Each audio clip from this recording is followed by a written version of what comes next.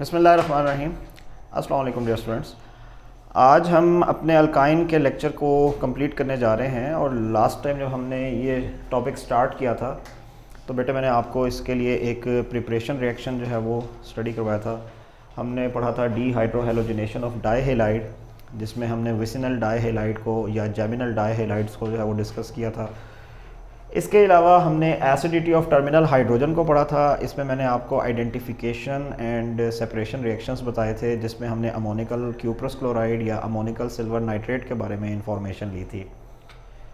कुछ chemical properties भी पढ़ी थी, जिसमें हमने बड़ी डिटेल से हाइड्रोजनेशन को डिस्कस किया था और हेलोजिनेशन को डिस्कस किया था। तो शॉर्टेज ऑफ टाइम की वजह से हमने बात यहाँ पे ख़त्म कर दी थी। आज हमारे पास जो रिमेनिंग टॉपिक्स हैं उनको कवर किया जाएगा, यानी आज हमने इन तीन चीज़ों को कवर करना है कि अगर अल्काइन में हाइड्रोहेलोजिनेशन की जाए तो क्या होगा, हाइड्रेशन की जाए तो क्या होगा, और अगर ओजोनोलिसिस की जाए तो क्या हो सकता है। चलिए जी, हम स्टार्ट करते हैं आज के रिएक्शंस को। और आज हमारे पास सबसे पहला होगा जी हाइड्रोहेलोजिनेशन ऑफ अल्काइन। ठीक है जी। हाइड्रोहेलोजिनेशन का मतलब ये है कि हम किसी भी हेलोजन एसिड को HX मॉलिक्यूल को ऐड करना चाह रहे हैं। HX मॉलिक्यूल जो है ये अनसिमेट्रिकल होता है, लिहाजा इसमें एक नेगेटिव पोल होगा और एक इसमें पॉजिटिव पोल होगा। आपने इस तरह की कहानियाँ इससे पहले अल्कीन के टॉपिक में मार्कोनिकॉस रूल के अंदर पढ़ी थी कि अगर हमें रिएजेंट के साथ साथ कंपाउंड भी अनसिमेट्रिकल मिल जाए तो अनसिमेट्रिकल कंपाउंड से हमारे पास यहाँ पर मार्कोनिकॉफ रूल अप्लाई किया जा सकता है। ठीक है, चलें हम पहले सिमेट्रिकल बात से शुरू करते हैं। इनिशियली अगर बेटे मेरे पास कंपाउंड हो CH ट्रिपल बॉन्ड CH और मैं इसका रिएक्शन करना चाहूँ HBr हाइड्रोजन ब्रोमाइड के साथ, तो ये पार्शल पॉजिटिव हाइड्रोजन है, ये पार्शल नेगेटिव ब्रोमीन है। ट्रिपल बॉन्ड में से एक बॉन्ड अटैक करेगा on this hydrogen, as a result ये वाला बॉन्ड ब्रेक करेगा इन फेवर ऑफ ब्रोमीन। ये जो बॉन्ड यहाँ से अटैक कर रहा है ये हाइड्रोजन से बॉन्ड बना सकता है, यानी लेफ़्ट या राइट दोनों में से कोई सा भी एक कार्बन हाइड्रोजन को अपनी तरफ अट्रैक्ट करके बॉन्ड बना लेगा। दूसरी तरफ जब ये ब्रोमीन इलेक्ट्रॉन गेन करेगा तो ये कन्वर्ट हो जाएगा in the form of bromide आइन। अच्छा, अब हमारे पास बेटे ये दोनों कार्बन ही सिमेट्रिकल हैं, तो इक्वल 50-50 चांस है कि ये वाला हाइड्रोजन चाहे तो लेफ़्ट पे चला जाए या राइट पे चला जाए। लेट्स से कि चले मैं कहता हूँ कि ये वाला हाइड्रोजन लेफ़्ट पे चला गया है, तो ट्रिपल बॉन्ड की जगह आ जाएगा डबल बॉन्ड और इस कार्बन का बॉन्ड बन जाएगा कितने हाइड्रोजन के साथ, एक हाइड्रोजन के साथ। साथ में कौन सा चार्ज आ जाएगा, पॉजिटिव चार्ज आ जाएगा। ये जो पॉजिटिवली चार्ज है ये कहलाएगा आपके पास इंटरमीडिएट कार्बोकैटाइन। नेक्स्ट स्टेप में क्या होगा, यही ब्रोमीन अटैक करेगा on this positively charge carbon and you will get CH2 double bond CH Br। और आपको याद होगा कि हमने इस जैसे प्रोडक्ट्स जो हैं वो लास्ट लेक्चर में भी देखे थे, तो ये बन जाएगा आपके पास बेटे विनाइल ब्रोमाइड। विनाइल ब्रोमाइड के अंदर अभी भी ये टेंडेंसी है कि अभी भी ये मज़ीद हाइड्रोजन ब्रोमाइड यानी HBr मॉलिक्यूल से रिएक्शन कर सकता है, यानी अभी भी यहाँ पर पार्शल नेगेटिव और पॉजिटिव पोल है और यहाँ पर एक अनसैचुरेशन यानी डबल बॉन्ड मौजूद है। लेकिन अब की बार जो हमारा कंपाउंड है ये अनसिमेट्रिकल कंपाउंड है, यानी अब सेकंड स्टेप में हम मार्कोनिकॉफ रूल अप्लाई करेंगे। और रूल का मतलब ये है कि अगर ये ट्रिपल बॉन्ड इस हाइड्रोजन को पिक करे और ये हाइड्रोजन अपने इलेक्ट्रॉन ब्रोमीन को देकर ब्रोमाइड आयन बना दें, तो लाजमी है कि ये वाला पार्शियल पॉजिटिव हाइड्रोजन कहाँ जाएगा, ये लेफ़्ट वाले कार्बन पे जाएगा, क्योंकि रूल ये कहता है कि positive part of the reagent will always goes to that carbon where maximum hydrogen atoms are there। तो बेटे आपके पास यहाँ पे 2 की बजाय कितने हाइड्रोजन आ जाएंगे, 3 हाइड्रोजन आ जाएंगे। डबल बॉन्ड की बजाय क्या आ जाएगा, सिंगल बॉन्ड आ जाएगा। और यहाँ पर क्या होगा जी, यहाँ पर आपके पास ये हाइड्रोजन और ब्रोमीन पहले से मौजूद हैं, लेकिन बॉन्ड ब्रेक होने की वजह से कौन सा चार्ज आ जाएगा, पॉजिटिव चार्ज आ जाएगा। सेकेंड टाइम पे ये जो ब्रोमीन है ये इस पहले वाले ब्रोमीन के ऑपोजिटली अटैक करेगा, और जब ये ऑपोजिटली अटैक करेगा तो हमारे पास जो प्रोडक्ट बनेगा वो हो जाएगा CH3 और साथ में आ जाएगा CH, और दोनों ब्रोमीन एक दूसरे के ऑपोजिट चले जाएंगे। ये फर्स्ट कार्बन है, इस पे दोनों ब्रोमीन है, ये बन जाएगा 1,1 डाई ब्रोमो, और 2 कार्बन का सैचुरेटेड हाइड्रोकार्बन है तो ईथेन। इस तरह के हाइड्रोकार्बन्स जो हैं जिनमें दोनों हैलोजेंस एक ही कार्बन पे अटैच हों, इनको नाम दिया जाता है जैमिनल डाइहेलाइड। बेटा ये जैमिनल या जर्मिनल डाइहेलाइड्स हैं, यानी ऐसे डाइहेलाइड्स जिसमें दोनों हैलोजेंस जो हैं वो एक ही कार्बन एटम के ऊपर अपने आप को अटैच कर रहे हैं। तो ये मार्कोनिकॉफ रूल के हिसाब से आपके पास बेटा कंडीशन होगी। ठीक है, समझ आ गई बात की आपको। अगर इसमें आपको कार्बन चेन एक्सटेंड करके दे दी जाए तो कार्बन चेन एक्सटेंड होने से पहले स्टेप से ही मार्कोनिकॉफ रूल अप्लाई हो जाएगा, क्योंकि आपके पास चांसेस होंगे इन केस ऑफ अल्काइन कि आप जैसे ही कार्बन चेन एक्सटेंड करेंगे तो ये अल्काइन आपका एसिमेट्रिकल हो सकता है। अगर मैं मिसाल के तौर पर यहाँ पे लिख दूँ CH3 single bond carbon triple bond CH, तो अब देखें राइट साइड पे ये वाला कार्बन एक हाइड्रोजन से, लेकिन लेफ्ट वाला कार्बन किसी हाइड्रोजन से बॉन्ड नहीं बना रहा। इसका बॉन्ड किससे बन रहा है? CH3 ग्रुप से बन रहा है। तो ये वाला कार्बन हमारा ज़्यादा प्रोमिनेंट हो जाएगा कि ये ब्रोमीन के साथ बॉन्ड बनाए। जितने भी ब्रोमीन हैं वो सारे के सारे इस कार्बन पे अपने आप को अटैच कर लेंगे। तो अगर आप लोगों की एक्टिविटी के लिए मैं ये रिएक्शन यहाँ पे एज इट इज़ छोड़ जाऊँ तो आप इसको परफॉर्म करके देखिएगा कि अगर ये सारे के सारे ब्रोमीन 2HBr मॉलिक्यूल यहाँ से जो है वो अगर अटैक करें और ये 1 बाय 1 यहाँ पे बॉन्ड बनाएं तो जो प्रोडक्ट बनेगा उस प्रोडक्ट का नाम क्या होगा। ठीक है, ये आप प्रैक्टिस कीजिएगा, इंशाल्लाह ये आपको इसी तरह से सारे स्टेप्स जो हैं वो क्लियर हो जाएंगे और आइडिया हो जाएगा कंपाउंड क्या बनता है। यहाँ पे 1,1 डाइब्रोमो ईथेन था, इस केस में आपके पास सेकंड कार्बन पे दोनों ब्रोमीन आ जाएंगे तो 2,2 डाइब्रोमो का प्रोडक्ट बनेगा आपके पास। ठीक है, तो ये मैंने काफ़ी सारे हिंट्स जो हैं वो आपको इस रिएक्शन के लिए प्रोवाइड कर दिए। नेक्स्ट वन, अच्छा जी, नेक्स्ट रिएक्शन जो है ये बड़ा ही एक इंटरेस्टिंग रिएक्शन है फॉर द अल्काइन।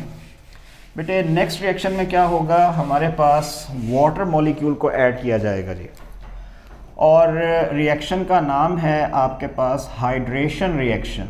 हाइड्रेशन यानी एडिशन ऑफ वाटर, और एडिशन ऑफ वाटर के लिए आपने क्या करना है, इस्तेमाल करना है मर्क्यूरिक सल्फेट का, जिसे आप 10% सल्फ्यूरिक एसिड की कंडीशन के साथ अप्लाई करते हैं। यानी आपके पास जो है वो 10% सल्फ्यूरिक एसिड का सोल्यूशन होता है और उस सोल्यूशन में मर्क्यूरिक सल्फेट ऐड किया जाता है और साथ में टेम्परेचर को तकरीबन 75 डिग्री सेंटीग्रेड तक रखा जाता है। तो इन कंडीशंस पे अगर आप वाटर का रिएक्शन करेंगे तो ये वाटर मॉलिक्यूल क्या करेगा, ट्रिपल बॉन्ड यानी अल्काइन में ऐड हो जाएगा।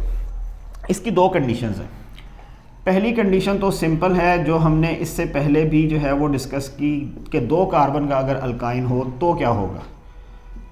बेटे आपके पास वाटर का मॉलिक्यूल कुछ इस तरह से एडजस्टेड है कि इस मॉलिक्यूल को भी हम आम तौर पर अनसिमेट्रिकल या एसिमेट्रिकल रिएजेंट का नाम देते हैं। ये जो एसिमेट्रिकल रिएजेंट है इसमें OH ग्रुप नेगेटिव पार्ट है और हाइड्रोजन जो है वो पॉजिटिव पार्ट है। यानी अगेन मार्कोनिकॉफ रूल अप्लाई हो सकता है, लेकिन रूल अप्लाई करने के लिए ये देखना पड़ेगा कि यहाँ पर जो दूसरा रिएक्टेंट है क्या ये सिमेट्रिकल है या एसिमेट्रिकल है। इस केस में ये वाला रिएक्टेंट बेटा हमारे पास क्या है, सिमेट्रिकल है। तो इसका मतलब ये है कि फ़िलहाल इस स्टेप में या इस रिएक्शन में मार्कोनिकॉफ रूल का कोई अमल दखल नहीं है।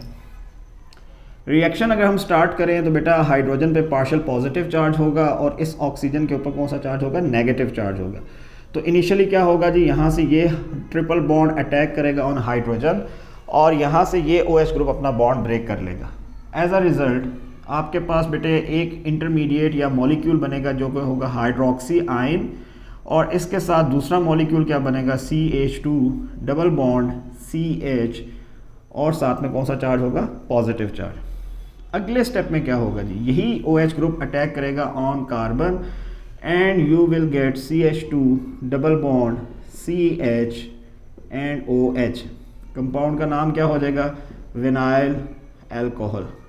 अच्छा, इंटरेस्टिंग बात यह है कि अब की बार आपके वाटर मॉलिक्यूल को दोबारा चांस नहीं मिलेगा कि वो अटैक करे, बल्कि क्या होगा कि ये जो विनाइल अल्कोहल है ये यहाँ पर रीअरेंजमेंट रिएक्शन कॉज करेगा। रीअरेंजमेंट कैसे है, आपके पास बेटा कंडीशन कुछ यूँ होगी कि यहाँ पर जो ऑक्सीजन और हाइड्रोजन यानी OH ग्रुप है, इस OH ग्रुप में ये जो ऑक्सीजन है, नेबरिंग ऑक्सीजन, ये अपने इलेक्ट्रॉन दे देगा कार्बन को और ये रेजोनेंस क्रिएट करना चाहेगा विद दिस डबल बॉन्ड। तो ये डबल बॉन्ड क्या करेंगे, ये अपने इलेक्ट्रॉन दे देंगे इस कॉर्नर वाले कार्बन को। इन इलेक्ट्रॉन्स की शिफ्टिंग से कार्बन और ऑक्सीजन के दरमियान क्या आ जाएगा, डबल बॉन्ड आ जाएगा। अब मैं फ़िलहाल प्रोडक्ट नहीं लिखता, यहाँ पे डबल बॉन्ड आ जाएगा। ये इलेक्ट्रॉन जब कॉर्नर पे जाएंगे तो इस डबल बॉन्ड की ब्रेकिंग हो जाएगी और ये डबल बॉन्ड से किस में कन्वर्ट हो जाएगा, सिंगल बॉन्ड में। इस कार्बन पे कौन सा चार्ज आ जाएगा, नेगेटिव चार्ज आ जाएगा, और वो नेगेटिव चार्ज वाला कार्बन किसे पिक करेगा, हाइड्रोजन को। एज अ रिज़ल्ट हाइड्रोजन अपने इलेक्ट्रॉन दे देगा ऑक्सीजन को। यानी बेसिकली हमने यहाँ से स्टार्ट किया और ये पूरा चक्कर लगा के दोबारा हम कहाँ पे आ गए, ऑक्सीजन पे। सारे एटम्स अपने इलेक्ट्रॉन आगे आगे शिफ्ट करते जाएंगे। अल्टीमेटली रिजल्ट क्या निकलेगा कि एक हाइड्रोजन ऑक्सीजन से अपना बॉन्ड तोड़ के कहाँ पे आ जाएगा, कार्बन पे आ जाएगा। Carbon to carbon single bond आ जाएगा। यहाँ पर कार्बन टू ऑक्सीजन कौन सा बॉन्ड आ जाएगा, डबल बॉन्ड आ जाएगा। ठीक है जी। ये जो डबल बॉन्ड वाला कंपाउंड है ये आपके पास एक एल्डिहाइड है, 2 कार्बन का एल्डिहाइड, जिसे नाम दिया जाता है एसीटल्डिहाइड। ठीक है, एसीटल्डिहाइड। अच्छा, अगर इसको देखें तो ये कौन सा कंपाउंड है, ये आपके पास एक कंपाउंड है जिसमें ईथीन भी है और साथ में आपके पास फर्स्ट कार्बन पे एक अल्कोहल भी है, ईथीन 1-ओल या इथेनॉल। चलें जी, अब आपकी याददाश्त का इम्तिहान है।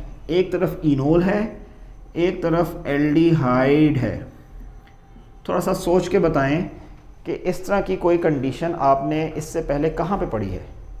अगर आप थोड़ा सा याद रखेंगे तो आपने इससे पहले एक टॉपिक पढ़ा था स्ट्रक्चरल आइसोमेरिज्म, और स्ट्रक्चरल आइसोमेरिज्म में आपने सबसे आखिरी कंडीशन पढ़ी थी जिसका नाम आपने पढ़ा था टॉटोमेरिज्म। टॉटोमेरिज्म में क्या होता है कि एक हाइड्रोजन अपना बॉन्ड किसी एटम से ब्रेक करता है और वो दूसरे एटम के साथ अपने आप को अटैच कर लेता है, जस्ट लाइक दैट कि जैसे यहाँ पर ये हाइड्रोजन जो है वो पहले ऑक्सीजन से बॉन्डेड था और अगले ही स्टेप में ये कहाँ चला गया, कार्बन के साथ चला गया। इसी तरह अगर ये ऑक्सीजन या कार्बन जो है वो बॉन्ड शिफ्ट बैक करना चाहें तो वो दोबारा से इस स्ट्रक्चर में भी चेंज हो सकते हैं। तो इस किस्म की जो ट्रांसफ़र ऑफ प्रोटॉन है या हाइड्रोजन है, इस फिनोमेना का नाम हमने रखा था, ये क्या है, ये टॉटोमेरिज्म है का रिएक्शन है। ठीक है, तो ये टॉटोमर जो है वो आपके पास बनते हैं।